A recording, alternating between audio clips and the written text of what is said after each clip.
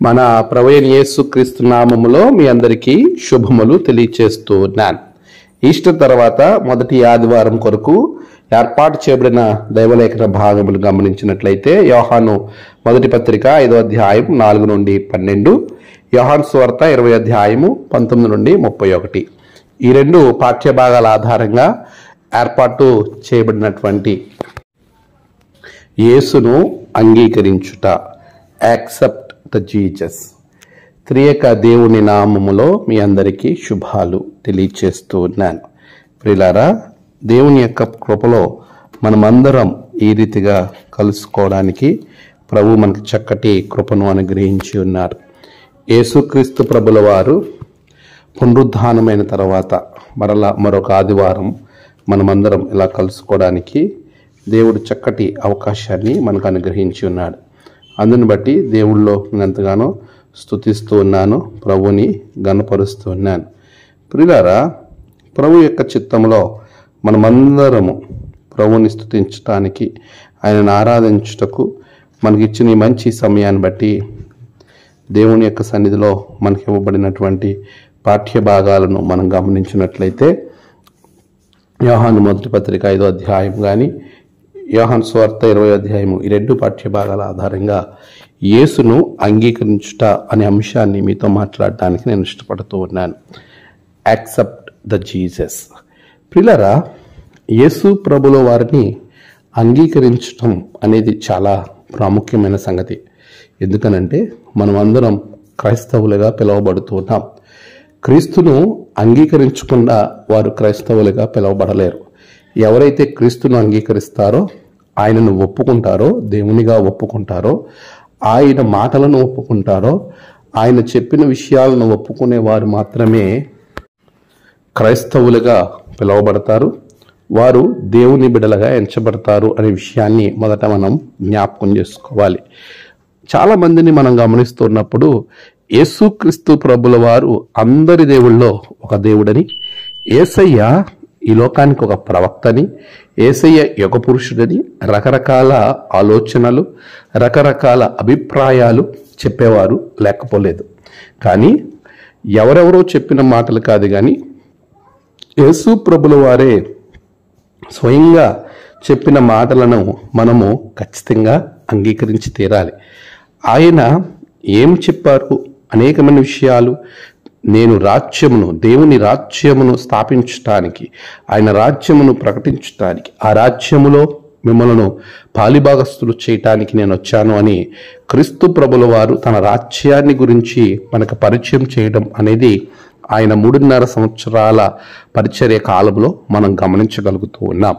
ఈరోజు యేసును అంగీకరించటం, యేసును నువ్వు దేవునిగా అంగీకరించటము అని అంటే ఆయన చెప్పిన మాటలను అన్నిటినీ నువ్వు తూచా తప్పకుండా ఒప్పుకోవడమే.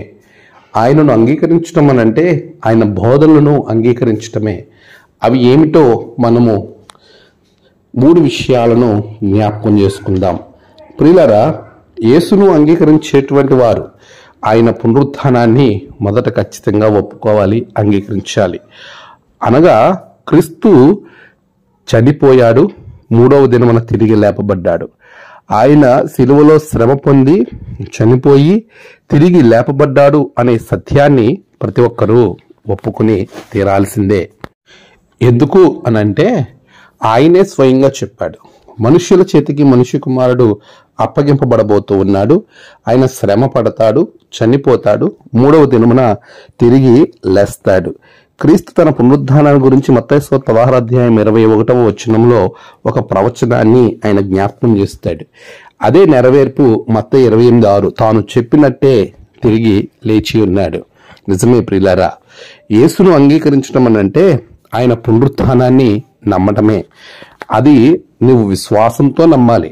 ఆయన చనిపోయాడు, పాతిపెట్టబడ్డాడు, తిరిగి లేపబడ్డాడు అనేటువంటిది విశ్వాసంతో నమ్మినప్పుడు అది నీకు చాలా ఆశ్చర్యము, ఆనందాన్ని, సంతోషముతో పాటు ఆశీర్వాదాన్ని కూడా ఇస్తాయి. రోమన్ రాసిన పత్రిక 4వ అధ్యాయం 24వ వచనం, విశ్వాసము ఉంచిన మనకు ఎంచబడునని మన నిమిత్తము కూడా వ్రాయబడి ఉన్నది అనేటువంటి విషయాన్ని అక్కడ భక్తుడు చాలా స్పష్టంగా జ్ఞాపకం చేస్తూ ఉన్నాడు.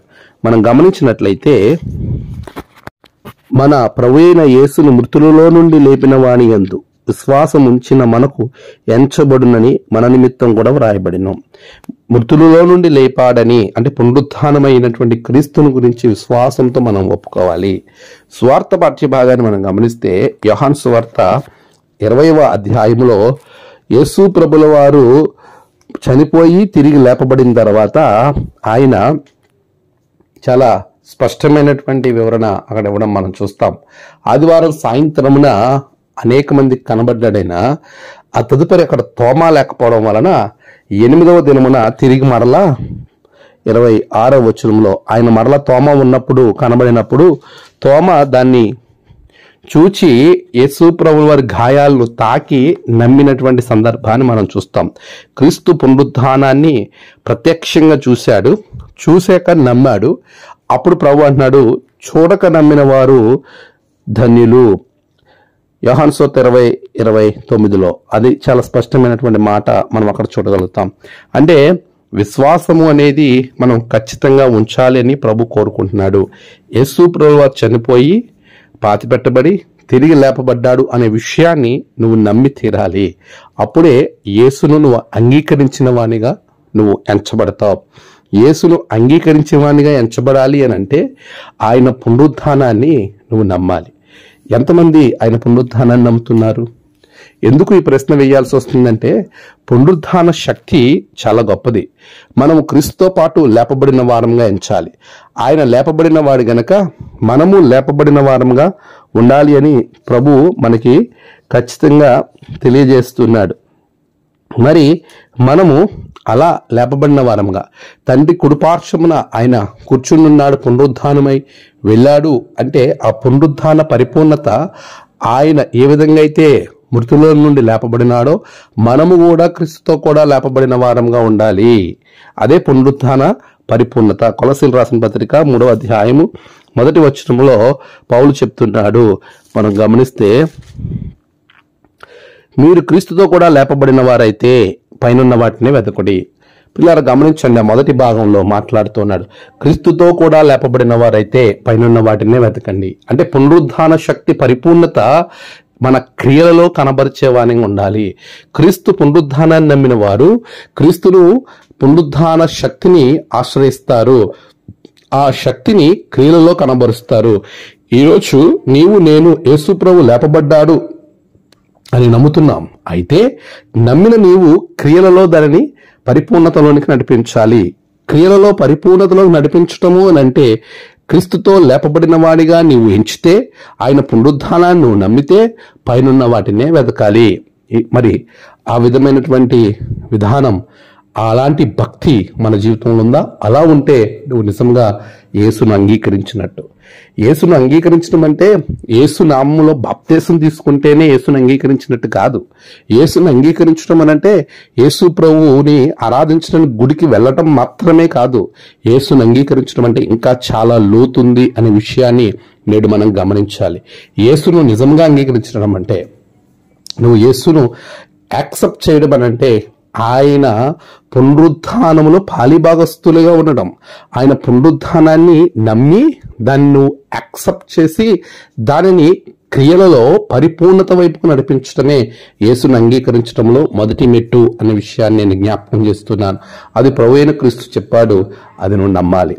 రెండవది మనం గమనించినప్పుడైతే యేసును అంగీకరించటము అని అంటే ఆయన చెప్పిన బోధనలో విశేషమైన బోధ, చాలా బోధల్లో ఒకటి ఆయన శ్రమ, మరణ, పునరుద్ధానం అయితే, 2 ఆయన వెళ్ళినటువంటి స్థలం. చాలాసార్లు ఆయన జ్ఞాపకం చేశాడు. యోహాను సువార్త 14వ అధ్యాయం 1-6 వచనంలో ఆయన చెప్తాడు, నేనుండు స్థలములలో మీరును ఉండులాగున నేను వెళ్ళి మీకు స్థలము సిద్ధపరిచి తిరిగి వస్తాను, వచ్చి నేను మిమ్మల్ని తీసుకుని వెళ్తాను అని ప్రభు శిష్యులతో చెప్పాడు. అదే విషయాన్ని మీకు నేను ప్రస్తావిస్తున్నాను. యేసును అంగీకరించడం అంటే ఆయన చెప్పిన ఆ స్థలమునందు నమ్మిక ఉంచి ఆ స్థలము కొరకు ప్రయాసపడటమే. మొదటిది యేసు పునరుద్ధానమందు నమ్మిక ఉంచి ఆ పునరుద్ధానంలో పాలిభాగస్తులుగా అవ్వడము. రెండోది, యేసు చెప్పిన స్థలమందు నమ్మిక ఉంచి ఆ స్థలము కొరకు సిద్ధపడటము. ఇది చాలా లోతైనటువంటి అర్థాన్ని దాగి ఉంది ప్రియులారా. ఎవరైతే యేసును అంగీకరిస్తున్నారో వారు నిత్య జీవం కలిగిన వారని పత్రిక భాగంలో యోహాను రాస్తున్నటువంటి మొదటి పత్రిక 5వ అధ్యాయము 12వ వచనం, దేవుని కుమారుని అంగీకరించేవాడు జీవము గలవాడు. చూసారా, దేవుని కుమారుని అంగీకరించడమే జీవము. అదే అధ్యాయము చివరిలో 20వ వచనంలో అంటాడు, ఆయనే నిజమైన దేవుడును నిత్య జీవమునై ఉన్నాడు. యేసుక్రీస్తు ప్రభువు వారు కూడా స్వయం చెప్పాడు, నేనే జీవము అన్నాడు, నా ద్వారానే రాగలుగుతారు అనే మాట కూడా ఆయన ప్రస్తావించారు. ఈరోజు ఈ వచనాలన్నిటి యొక్క సారాంశము యేసును అంగీకరించడాన్ని గురించి మనం ఆలోచిస్తున్నప్పుడు ఈ కోణంలో, ఈ నేపథ్యంలో మనం ఒక్కసారి లోతుకి మనం గమనించగలిగితే, యేసును అంగీకరించటము అనంటే ప్రభువు ఏ మాట అయితే తెలియజేశాడో, నేనుండు స్థలము, ఆయన ఏ స్థలంలో ఉన్నాడు అంటే మరొకసారి మనం కొలసీలు రాసిన పత్రిక 3వ అధ్యాయము 1వ వచనాన్ని కనుక మనం చదవగలిగితే అక్కడ ఆయన 2వ భాగంలో ఇంతకుముందు చదివిన భాగం కంటిన్యూషన్ కనుక మనం చదివితే ఆయన అంటున్నాడు, ఆయన దేవుని కుడిపార్శ్వమున కూర్చుండి ఉన్నాడు. అక్కడ క్రీస్తు దేవుని కుడిపార్శ్వమున కూర్చుండి ఉన్నాడు. ఆయన క్రీస్తు దేవుని కుడిపార్శ్వమున కూర్చుండున్నాడు. ఆయనుండు స్థలము దేవుని కుడిపార్శ్వమును. అదే స్థలములో నిన్నును ఉంచులాగన ఆయన నీకు స్థలాన్ని సిద్ధపరచడానికి వెళ్ళాడు. ఇది నువ్వు నమ్మాలి. ఇది ఏంటి? యేసు ప్రభుల వారే చెప్పినటువంటి మాటలో నుండి, ఆయన ఇచ్చిన ప్రవచనంలో నుండి కనుక మనం గమనిస్తే ఆయన చెబుతున్నాడు. చక్కటి మాటలను మీకు నేను జ్ఞాపకం చేస్తాను. చూడండి, మత్తయి సువార్త 25వ అధ్యాయము 34వ వచనంలో ఆయన అంటాడు, సిద్ధపరిచిన రాజ్యం అంటాడు. అంటే ఆయన మన కొరకు రాజ్యాన్ని సిద్ధపరిచి ఉన్నాడు అనే విషయాన్ని మనం జ్ఞాపకం చేసుకోవాలి. అప్పుడు రాజు తన కుడివైపున ఉన్న వారిని చూచి, నా తండ్రి చేత ఆశీర్వదింపబడిన వారులారా రండి, లోకము పుట్టినది మొదలుకొని మీ కొరకు సిద్ధపరచబడిన రాజ్యమును స్వతంత్రించుకునడి. సిద్ధపరచబడిన రాజ్యము అంటే మన కొరకు రాజులకు రాజుకు ప్రభువు యేసు రాజు మనకు ఒక రాజ్యాన్ని సిద్ధపరిచాడు. ఆ విషయాన్ని సిలువలో దొంగ గుర్తించాడు. ఆ విషయాన్ని సిలువలో దొంగ ఒప్పుకున్నాడు. ఆ విషయాన్ని దొంగ ఒప్పుకుని దాని గురించి ప్రాధేయపడ్డాడు. నీవు రాజ్యముతో వచ్చినప్పుడు నన్ను జ్ఞాపకం చేసుకో. ప్రియులారా, దేవుని యొక్క రాజ్యం ఉన్నదని, ఆ రాజ్యమే నిత్య రాజ్యమని, నిత్యము ఉండే పరలోక రాజ్యమని, ఆ పరలోక రాజ్య ప్రవేశమును ఉన్నది అని ప్రభు చెప్పిన మాటను నువ్వు అంగీకరించి దాని కొరకు సిద్ధపడాలి. దేవుడు నీ కొరకు రాజ్యాన్ని సిద్ధపరిచాడు. మరి నీవు దాని కొరకు సిద్ధపడుతున్నావా? అది మనకు తెలుసు. యేసయ్య మనందరి కొరకు రాజ్యాన్ని సిద్ధపరిచాడని, మన కొరకు ఒక స్థలం ఉందని ప్రతి క్రైస్తవుడికి తెలుసు. అయితే ఎంతవరకు దాని కొరకు సిద్ధపడగలుగుతున్నాం మనం? ఎంతవరకు దాని కొరకు మనల్ని మనము సిద్ధపరుచుకుని దాని వైపుకు అడుగులు వేయగలుగుతున్నాం? చాలామంది ఎక్కడున్నావరా నీ ఆధ్యాత్మిక జీవితం అంటే అక్కడే ఉంది అన్నట్లుగా నిలిచిపోతా ఉంటారు. ఏమాత్రం కూడా వారి ఆధ్యాత్మిక జీవితంలో ముందుకు వెళ్ళరు. ఈ ముందుకు వెళ్ళుట, లేకపోతే మనం బలము తెచ్చుకుని ముందుకు వెళ్ళటం అనే దాని గురించి ఆలోచన చేస్తే లోకంలో కూడా ఒక సామెతను మనం గమనించవచ్చు. ఇదిగో ఎక్కడుందిరా దసరా అంటే అక్కడే ఉంది, గొంగలి అక్కడే ఉంది అన్నట్టుగా, ఎక్కడ వేసిన గొంగలి అక్కడే అన్న ఈ సామెత రీతిలో చాలా మంది వారి ఆధ్యాత్మిక జీవితంలో ఏమాత్రం కూడా ముందుకు కదలకుండా అక్కడే ఉండిపోతూ ఉంటారు. కానీ ఈ సమయం ముందు మనము మన ఆధ్యాత్మిక జీవితం విషయంలో చైతన్యవంతులుగా ఉండాలి. ఈ 40 రోజులు నీవు దేవుని సన్నిధిలో విత్తనం విత్తావు. ఆ విత్తనం ఫలించాలంటే నీవు దానికి తగినటువంటి కృషి చెయ్యాలి అని వాక్యం మనతో మాట్లాడుతూ ఉంది. అందుకే మహాకవి శ్రీశ్రీ అంటాడు, వీలైతే పరిగెత్తలేకపోతే నడుచుకుంటానే వెళ్ళు, నడవలేకపోతే కనీసం పాక్కుంటానే వెళ్ళు, కానీ అక్కడే నిలిచిపోకు అంటాడు. మనం చాలాసార్లు ఏమి భక్తిలే, ఏం చేస్తాంలే, ఇదిగో ఈ భక్తి చేస్తుంటే, ఈ ప్రార్థన చేస్తుంటే ఎన్ని ఆటంకాలు వస్తున్నాయి, లేక నేను ప్రార్థన చేద్దామని మొదలు పెడుతుంటే ఈ సమస్య వచ్చింది, నేను ఎలా ముందుకెళ్ళగలను అని చాలాసార్లు నిలిచిపోయేవారు ఉంటారు. కొంతమంది ప్రార్థన ప్రారంభిస్తారు, సమస్య వస్తే ఆగిపోతారు. ఒక విషయం ఆలోచించు, రోగికి మాత్రమే వైద్యుడు అవసరమని యేసు ప్రభు చెప్పిన మాటని జ్ఞప్తికి తెచ్చుకో. నువ్వు ఎప్పుడైతే దేవునికి సమీపంగా వెళ్ళాలని ఆశపడతావో, దేవుని రాజ్యం కొరకు పరిగెడతావో, అప్పుడే నీకు ఆటంకాలు ఏర్పడతాయి. అలాంటి సమయంలోనే దేవుని దగ్గర మరింత చేరువవటానికి, దేవునికి స్నేహితునవుతున్నటువంటి నీవు అపవాదికి శత్రువు అయ్యావనే సంగతిని మర్చిపోవద్దు. వాడి నీ మీద అగ్నిబాణాలు వేస్తాడు. అయితే ఆ నిత్య జీవాన్ని నువ్వు స్వతంత్రించుకోవడానికి దేవుడిచ్చే సర్వాంగ కవచాన్ని ధరించుకో.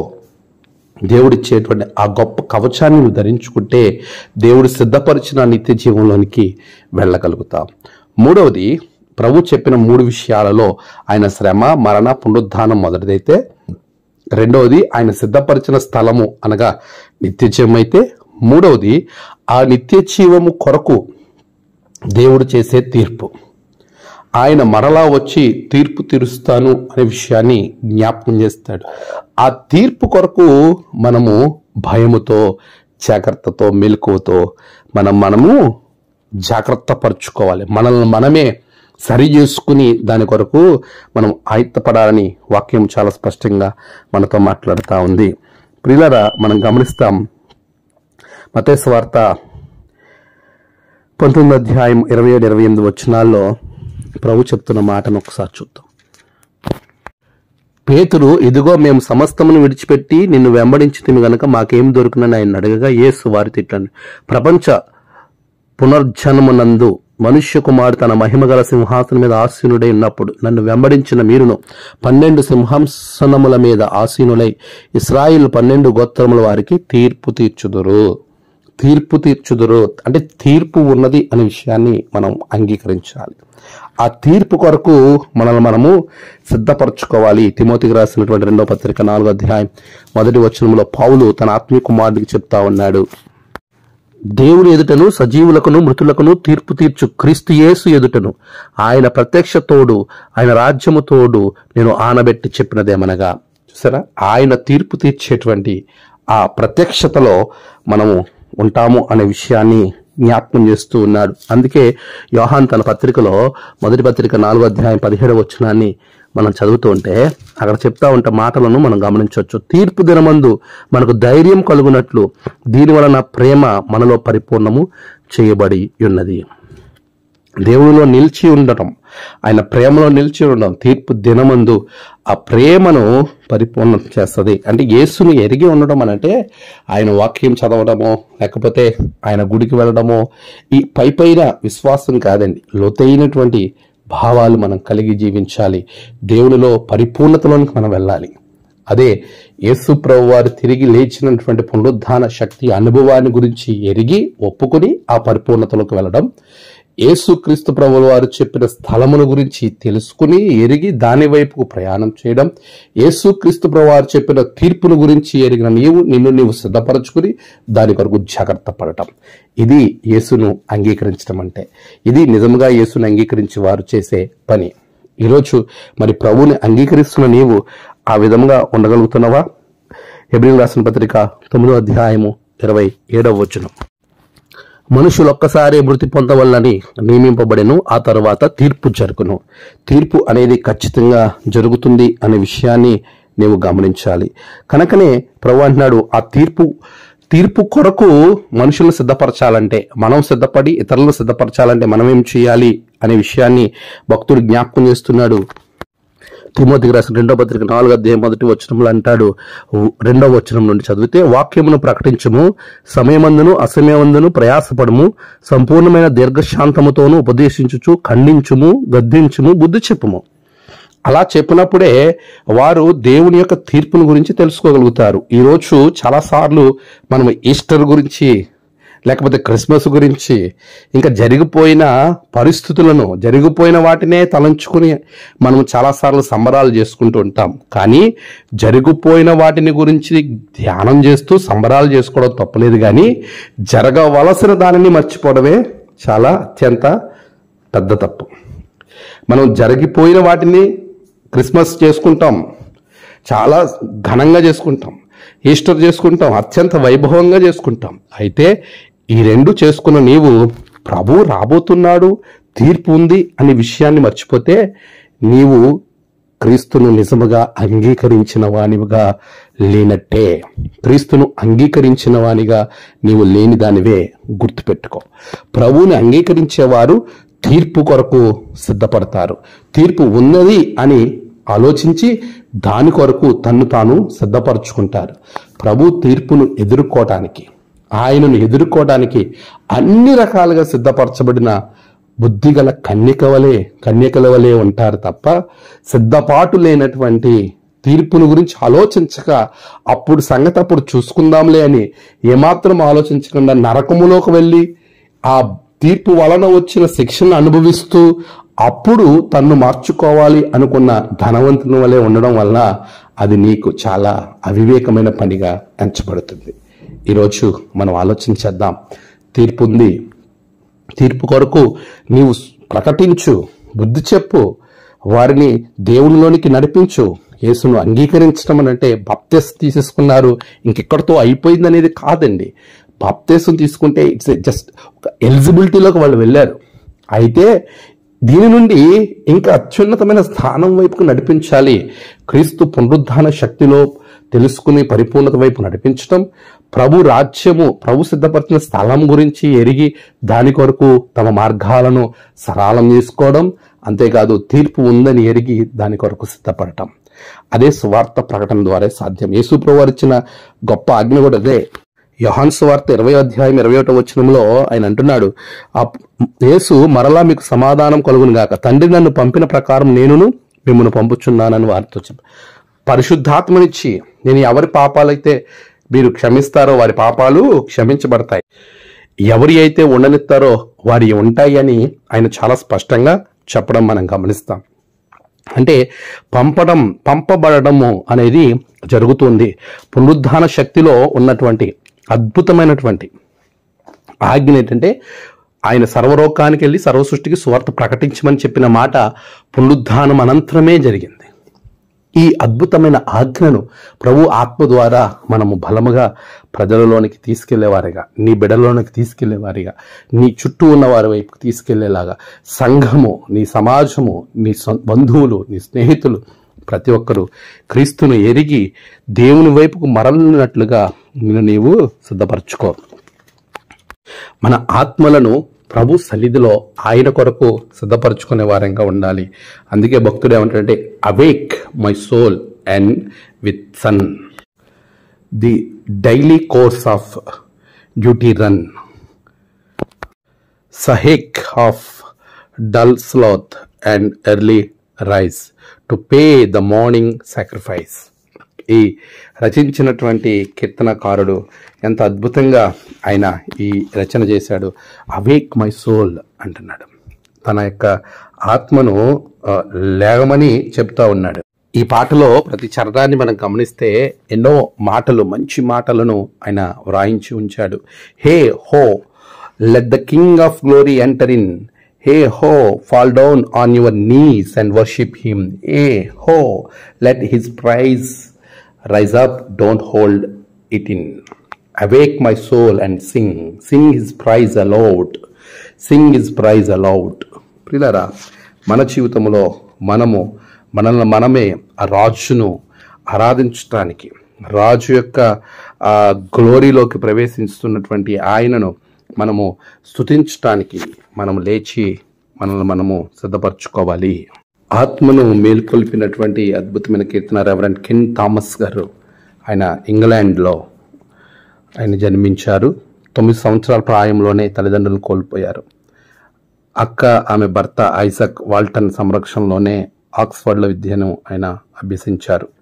1861లో బిఏ, 1661లో బిఏ, 1664లో ఎంఏ పట్టా ఆవిడ పొందుకోవడం జరిగింది. అంతేకాదు ఇంగ్లాండ్ రాజు చార్లెస్ వీరితో పాటు 6 మందిని బిషప్లుగా నియమించడం మనం చూస్తాం. ఇక్కడ కూడా ధైర్యము, రాజు యొక్క అవినీతి, అనైతిక ప్రవర్తన విమర్శించడానికి వెనుకాడలేదు. ఆయన రాజు వీరి ధైర్యాన్ని మెచ్చుకుని వీరిని ద గుడ్ లిటిల్ మ్యాన్ అని పేర్కొనేవారు. ఆరాధన సమయం ఆసనగానే రాజుగారు ఈయన మాటలు వినటానికి వచ్చేటువంటి వారు. రాజు మరణానంతరము జేమ్స్ II అనేటువంటి ఆయన రాజ్యానికి రావడం, ఆ కాలంలో బిషప్ కెన్ తన ఇతర 6 గురువులతో సహచారులతో డిక్లరేషన్ ఆఫ్ ఇంటెలిజెన్సెస్ చదువుటకు నిరాకరించగా వీరందరినీ లండన్ టవర్లో బందీలుగా నిర్బంధించారు. విడుదల తర్వాత విలియం రాజును మేరీ రాణిని అభిషేకించడాన్ని నిరాకరించగా 1691లో వీరిని పదవి మరలా తిరిగి ఇవ్వడము అనేది జరుగుతుంది. స్నేహితుల గృహంలో అక్కడ నివసించడము ప్రారంభిస్తారు. ఆ సమయంలోనే వారు వ్రాసినటువంటి అనేకమైనటువంటి రచనలు కానీ ఆధ్యాత్మిక గీతాలు కానీ ఎన్నో గుర్తించబడినట్టుగా అక్కడ రాయబడినట్టుగా మనం చూస్తాం. 1673లో a manual of prayers for the use of the scholars of Winchester college అనే గ్రంథాన్ని రచించిన ఖ్యాతి కూడా పొందుకున్నారు. ఈ గ్రంథంలో 3 ఆధ్యాత్మిక గీతాలు ప్రాముఖ్యంగా చోటు చేసుకునే morning hymn, evening hymn, midnight hymn. దీనిలో awake my soul with the sun అనేది మార్నింగ్ హిమ్. ఇది చాలా ప్రాచుర్యం కలిగినటువంటిది. వీరు రచించిన మరొక ప్రఖ్యాత గీతం అనేది all praise to the my God this night. మరొక ప్రఖ్యాత గీతం praise God from whom all blessing flow. అంటే ఈ పాట మేళ్లన్నీ ఇచ్చు దేవునికి స్తుతించు సర్వ సృష్టిని స్తుతించు మోక్ష సైన్యములు పుత్ర శుద్ధాత్మల అనేటువంటి 617వ కీర్తన అత్యంత ప్రాచుర్యము పొందుకున్నటువంటి కీర్తన. ఈ కీర్తన తెలియని వారు ఎవరు ఉండరు. ఇలాంటి ఎన్నో కీర్తనలు ఆయన రాశాడు. ఈయనకి ఈ గీతానికి మాత్రం లూయిస్ బార్జియోస్ అనే సంగీతకారుడు రాగం కూర్చాడు. దానికి 100th అనేటువంటి నామకరణం చేశాడు. దావీదు కీర్తనలు 86:12 ఆధారంగా కీర్తనలు రచించి 100వ కీర్తన 4 స్ఫూర్తితో కూడా ఈ 2 పాఠ్య భాగాల ఆధారంగా ఈ కీర్తన వ్రాసారని చాలామంది చెప్పడం మనము చరిత్రలో చూస్తాం. ఇంత ప్రాచుర్యం పొందినటువంటి రచయిత, ఇంత ప్రాచుర్యము దేవుని కొరకు పునరుద్ధాన శక్తిని, మరి ముఖ్యంగా రాకడను, మనము ఆయనను మహిమను గురించి ఆయన దగ్గరకు వెళ్ళాలి అనేటువంటి సందర్భాన్ని, ఆయన మహిమను వివరిస్తూ ఆయన స్తుతించే దాని గురించి వ్రాసినటువంటి అద్భుతమైనటువంటి రచయిత రెవరెండ్ కెన్ థామస్ గారు. 1663లో జన్మించి 1711లో ఆయన పరలోకానికి ప్రభు సన్నిధికి చేరారు. అంత అద్భుతమైనటువంటి సమయాన్ని, అటువంటి అద్భుతమైనటువంటి గానాన్ని ఆయన ప్రపంచానికి అందించారు. ఈరోజు ప్రియులారా, యేసును ఎరిగి ఉండడం అంటే, అదే యేసును అంగీకరించడం అంటే, విశేషంగా ఈరోజు యేసును అంగీకరించడం అనే అంశాన్ని మనం ధ్యానం చేస్తున్నాం. Accept the Jesus. యేసును అంగీకరించడం అని అంటే ఆయన శ్రమ, మరణ, పునరుత్థానాల గురించి ఎరిగి దాన్ని ఒప్పుకుని దాని పరిపూర్ణత వైపు నడిపించడం. రెండవది, క్రీస్తు చెప్పిన స్థలమును గురించి ఎరిగి దాని కొరకు మార్గం సరళం చేయడం. 3, క్రీస్తు చెప్పిన తీర్పును గురించి బహుగా ఎరిగి దాని కొరకు మన హృదయాలను, మన ఆత్మను సిద్ధపరచుకోవడం. దేవుని కొరకు అట్టి గొప్ప కార్యాలు దేవుడు మీ ద్వారా జరిగించునుగాక. ఆమెన్. ప్రార్థన. సర్వోన్నతుడ గొప్ప దేవ, నీ బిడ్డలను బహుగా దీవించండి. నిన్ను అంగీకరించే వారంగా, దానికి ఏమేమి చేయాలో అవన్నీ చేయనట్లుగా వారిని ఆశీర్వదించండి, దీవించండి. నేడు వారి మీద నీ ఆత్మ బలముగా కురిపింపు చేయమని యేసు నామమున ప్రార్థించి వేడుకొంచున్నాం తండ్రి. ఆమెన్. తండ్రి, కుమార, పరిశుద్ధాత్మ త్రియేక దేవుని దీవెన మీకు తోడుగా ఉండి నడిపించునుగాక. ఆమెన్.